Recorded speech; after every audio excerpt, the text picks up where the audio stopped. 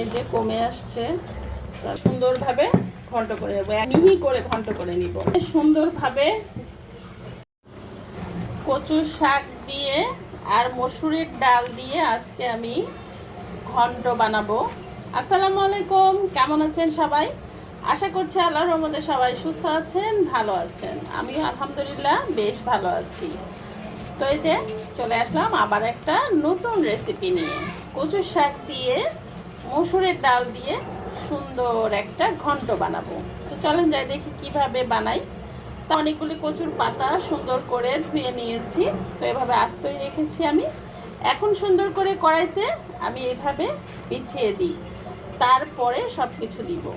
মসুরের ডাল কিছু ধুয়ে দিয়ে দিচ্ছি, এখানে কিছু রসুন কুচি করে দিয়ে দিলাম, এই যে কিছু পেঁয়াজ কুচি, এই যে কাঁচা পাকা মানে দুই রকম মরিচই আছে, এই যে কয়েকটা আলু কেটে দিয়েছি এভাবে। এবার লবণ দিয়ে কিছু পানি দিয়ে দিব অল্প পরিমাণে, ঢাকনা দিয়ে চুলাটা এবার আমি জ্বালিয়ে দিব।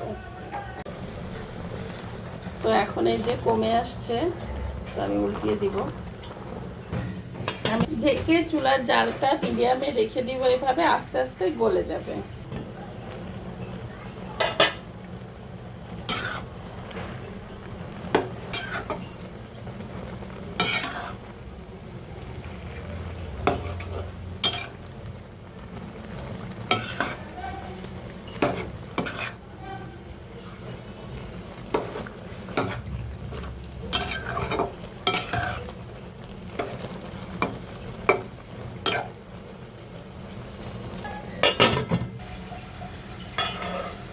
ডাল এবং আলু সবকিছু সুন্দরভাবে সেদ্ধ হয়ে গেছে এবং পানিটাও কিন্তু শুকিয়ে গেছে। এখন আমি খুব সুন্দর করে শাকটাকে ঘন্ট করে নিব। ওরং দিয়ে শাকটাকে সুন্দরভাবে ঘন্ট করে নেব, একদম মিহি করে ঘন্ট করে নিব।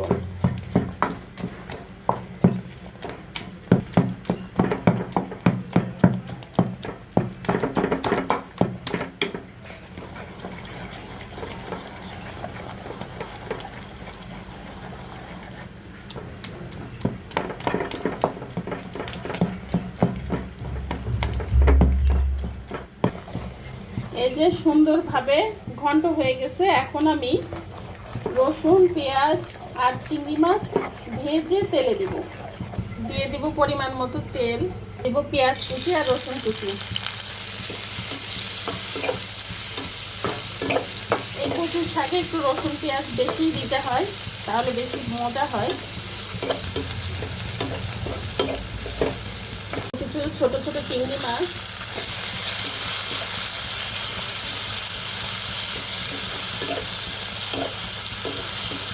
কিছুটা জিরা দিয়ে দিব।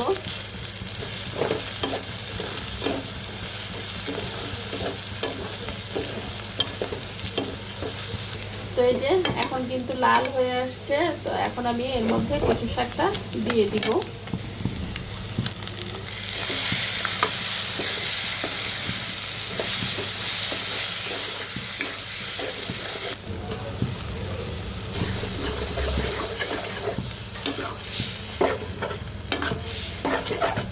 চিংড়ি মাছ আর রসুনের এত সুন্দর একটা ঘ্রাণ আসতেছে। তো এই তো আমার মজাদার কচুর শাকের ঘন্টটা হয়ে গেল, একদম শুকনা শুকনা হয়ে গেছে। এখন আমি উঠিয়ে নিব। গরম গরম ধোয়া ওঠা 2 প্লেট ভাত অনায়াসে খুব মজা করে খাওয়া যাবে এই কচুর শাক ঘন্ট হলে। খেয়ে থাকেন এইভাবে, তাহলে একবার হলেও খেয়ে দেখবেন। সবাই ভালো থাকবেন, সুস্থ থাকবেন। আল্লাহ হাফেজ।